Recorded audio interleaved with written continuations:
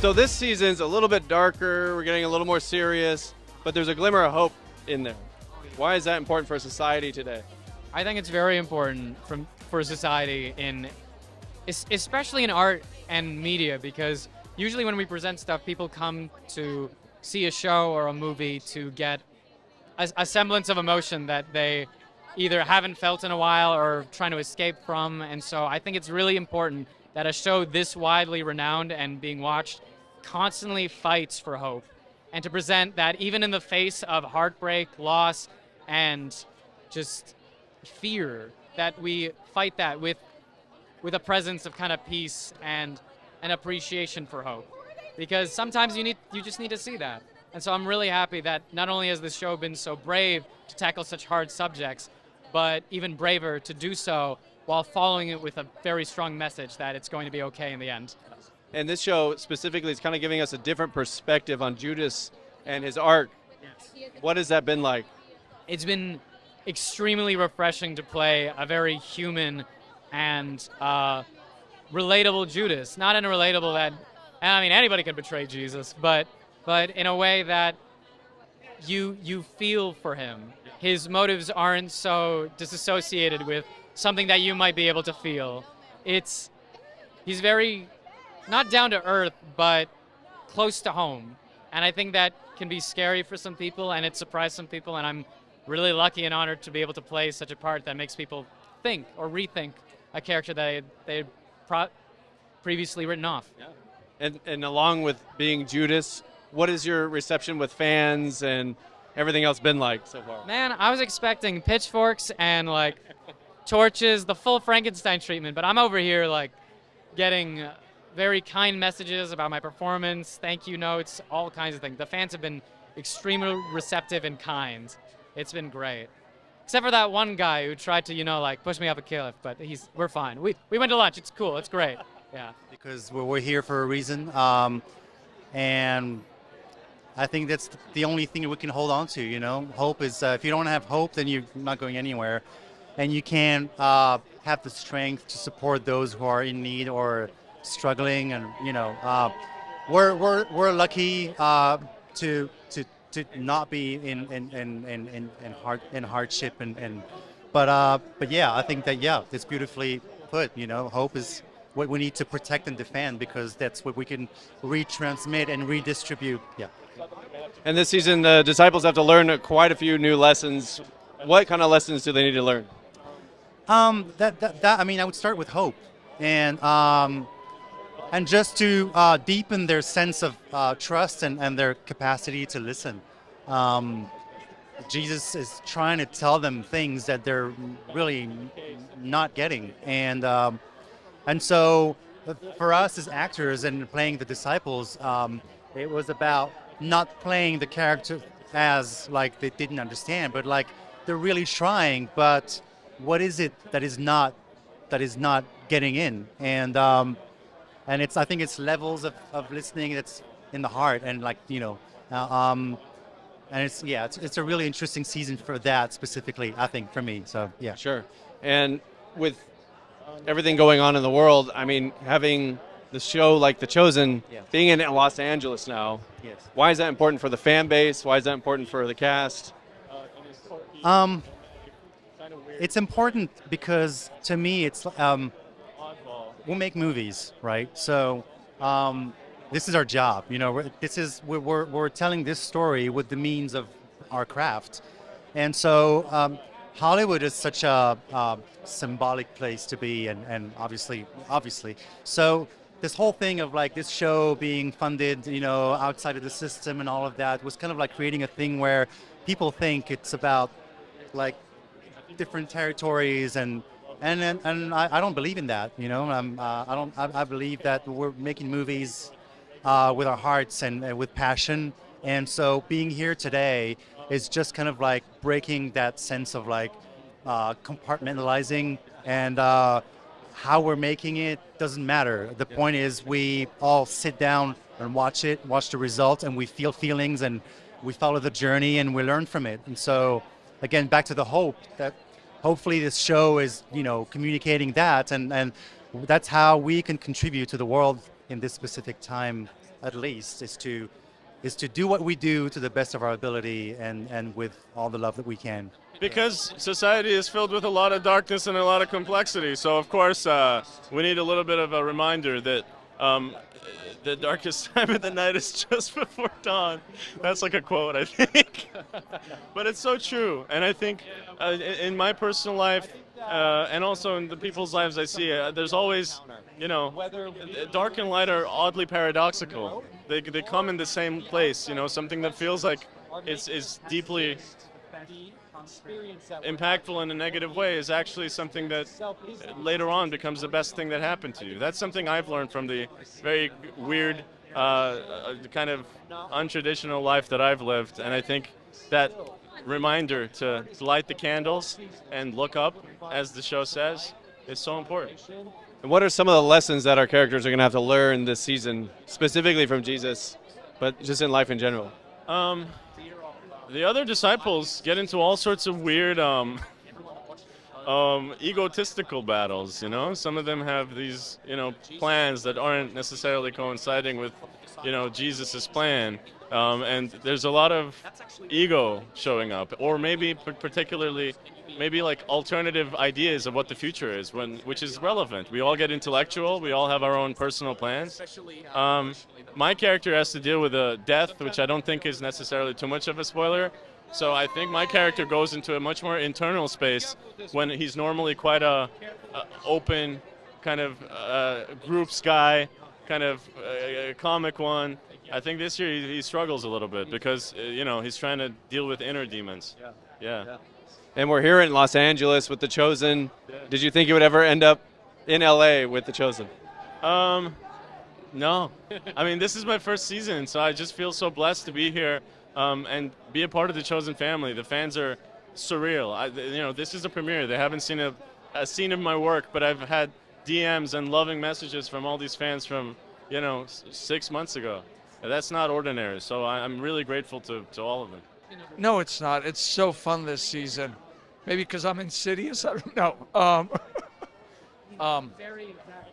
Yeah, it's interesting. It's paralleling maybe what's going on in the world right now, and the reason why it's so important. Not so much the reason why it's so important, but what it hopefully does for people is cause it to self-reflect, and every individual to realize, you know what? I don't have to tolerate the darkness in the world. I can turn on my light, and if every single person decided to do that, then the world would be a much different place. And the characters, I feel like, have a much closer one-on-one relationship with Jesus from learning lessons. What kind of lessons do they need to learn this season? Bro, they need to learn a lot. They're in over their heads. And for you, how has been doing the show changed your approach to the Bible, to faith, and everything that's implied with? It definitely made me more curious to start looking into what this was about. Reading the Bible wise, Amanda Jenkins, Dallas's wife, give me the advice of reading it out loud. That also piqued my curiosity, and eventually my curiosity leaked outside of the production into locals that I befriended, and started to get invited to church conferences, and amazing things happened there with the Holy Spirit, and it was like many steps were happening. So it wasn't just something that happened in the show. It was many baby steps leading up to where I eventually ended up. And how has that affected like how you approach the show, how you approach your character? Has it changed anything on that front? It changed everything in the sense that I was even saying, this is really nice, but this kind of situation doesn't affect me as far as excitement goes like it used to years ago. Everything comes second, it seems. So that's been the biggest effect. Even when I get an audition, the whole feeling of there's something big at stake has been wiped out. So those are the biggest changes, I'd say. Working on The Chosen, and kind of like, have you experienced this fan base kind of coming around you just yet, or not quite yet? Oh yeah, I had one start a fan club for me. Yes, Carol, if you're listening. So yeah, I have the Demetrios Troy official fan page on Facebook, and so I've been embraced by the fans. They've been so loving, caring, respectful, sharing their stories, sharing their faith. Yeah, there's nothing like a chosen fan. Amazing. Yeah. And this season's a little bit darker, a little more intense, but there's that glimmer of hope. Why is that important for society today? You lose hope, lose everything, And what is Jesus Christ but hope, right? And doing this show, has that changed your approach to Scripture or your own faith? No. I was raised in the faith. I'm an Orthodox Christian. It's been integral. I don't associate myself as Greek or Colombian or nationality. Even though I am I'm many different nationalities. I'm a mutt. Is that? Yeah. But I connect as an Orthodox Christian. That's how I connect to the world. So this is an amazing night here in downtown LA. How do you guys feel to be out here for The Chosen? It is wonderful. It's great. I'm coming in from New York, where it was a little colder. Not just the weather, but this is a lovely, warm reception and vibe and a celebration. So this is awesome. And this season's a little bit darker than the typical seasons, but there's a through line of hope. Why is that important for society today? That's exactly what we are living every day, especially, just recently. And there's always hope. Always hope. Yeah, I think you'll see in season 4, you'll see a lot of people's faith tested, and similar to what we see analogous in our society today. People are kind of vying for what is their role within the pecking order of an organization, or people vying for affection and trying to figure that out, and you see a lot of kingdoms clashing and all that. And I think within that, though, there is this guy who is really having to take on the role of carrying that torch of faith, and I think it's important to see that even no matter how chaotic things are around you, you can still be the arbiter of your own life, of your own faith. So I think there's a lot of cool themes within this season that are super relatable, and they do such a great job, the writers, of making it something that's relatable and a lot of humanity infused into all of it. And then we come in and still sprinkle some humor, within this landscape, and so that's a lot of fun for us as well. The Chosen, downtown LA. Absolutely. How does it feel? We're taking the town by storm, let me just tell you. No, it's wonderful. I love this city. I'm a part of this city. And to have the Chosen community and all of these fans here is absolutely incredible. I mean, just seeing the cast and crew alone was already very exciting, but then to also have, people that are waving and stuff, it's so cool. It's so cool. It's great. And this season's a little more intense, a little bit darker, but there's a glimmer of hope in there. Why is that important for society today? Well, I think in Veronica's story especially, you can see that same glimmer of hope. She had 12 years of bleeding. She was struggling. And then she met Jesus and got healed. And because of her faith, because of her belief in that glimmer of hope, I think it's the same for this season. I just got God bumps, chili bumps. It's the same thing. You have to have faith in that glimmer, and you have to just go for it and just reach out to the hem of the garment. Same thing with this season. There's a lot of uncertainty, and I think there's going to be a lot of questions. And we go through that as a society, as individuals, every single day. So it's powerful stuff. What are some of the big lessons that the disciples and most of the cast need to learn this season specifically? I think to have faith. I know I'm Veronica and I can say that, but no, I think it's really important to. It's hard when you love somebody, when you believe in something and it doesn't go to the same plan that you want it to. We know what happens in the Bible. You know the uncertainty. So I think just have faith. It's such a strong message. So the stakes are getting a little higher this season. The political apparatus is coming after our characters. What does that mean for our cast? Well said. Yeah. The political apparatus is coming after our characters. Well, it's true. There's the forces of evil, and the people are beginning to follow Jesus, and they're flashing. I mean, when it comes right down to it, the sort of darker characters, like I play Herodias, and this is my husband, Herod.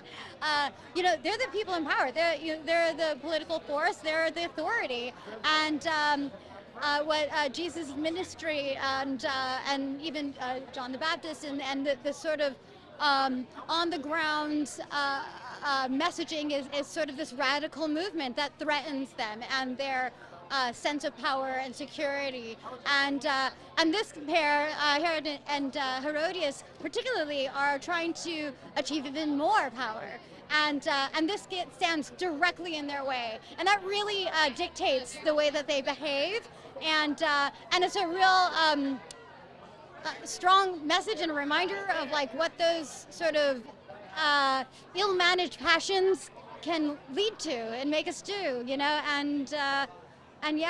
so always try to find the light through that darkness, that's. Yeah, the light and the dark, and that's kind of seems like to be the theme a little bit in this season, since it does get a little darker. Why is that important to have that hope and the light at the end of the tunnel, kind of? Yeah, I mean, talk about survival. In a sense of spiritually, it's interesting because that's a good comparison point. What Herodias and Herod do is act on survival from a very base, sort of almost animalistic way. Then it causes real pain, suffering, and death. And to see the light through the darkness and the survival of your goodness and your spirituality. That's the importance of looking beyond and catastrophizing and just keeping the faith that this is all going to work out in the end. Someone's got you. And what are some of the unique aspects of working on a show like The Chosen versus some of the other projects you've worked on? Well, the production value of this is unbelievable. It's literally like being dropped off in a time tunnel. We were just, you get all suited up, and should we, for this they shaved I've never been bald, but I've never been shaved totally bald. So Dallas was like, let's go for it. I was like, okay, what do I got to lose, right? So I had that happen, and big dangly earrings and a headdress of a king and robes upon robes upon robes. And then the riding is wonderful, and then you get, dropped off by a chariot of a team of horses, and we're in this world. And the world is created by the most wonderfully talented group of artists and production designers and everything. It's top notch. So we're very lucky to be a part of this. It's one of the most prolific, exciting, really just explosive performance of stages I've ever been a part of. It's incredible. And Mark, so you were kind of brought in to kind of help facilitate the growth of this show. What are some of the unique challenges you've hit on this show compared to the other things you've worked on? Actually, there haven't been that many. I mean, at the end of the day, whether your subject's Jesus Christ or it's, race cars and bank heists, the laws of physics and filmmaking remain the same.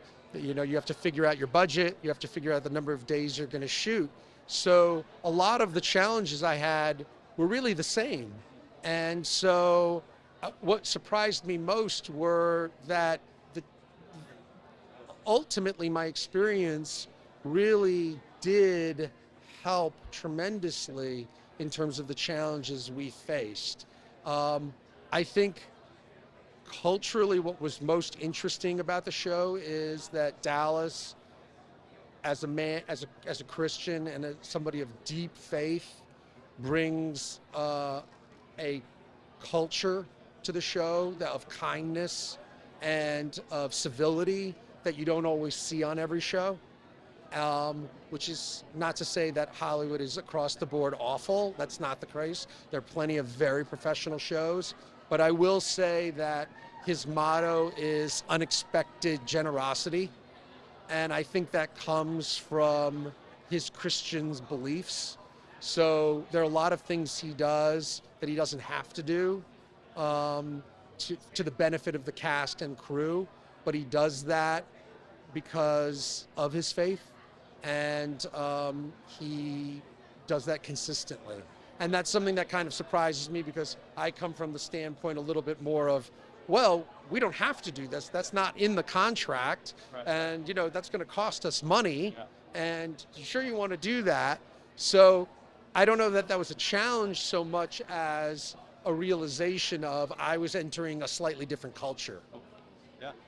And this season is a little bit darker than some of the others, but there's a through line of hope in the faith. Why is that important for society today? For society for today?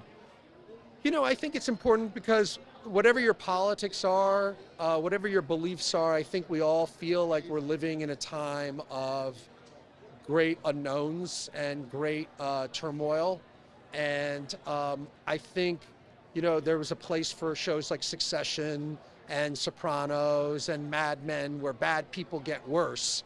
But I think there's also now more than ever a time for a show about a great leader who led people and led by example to do great things and to, you know, follow the light.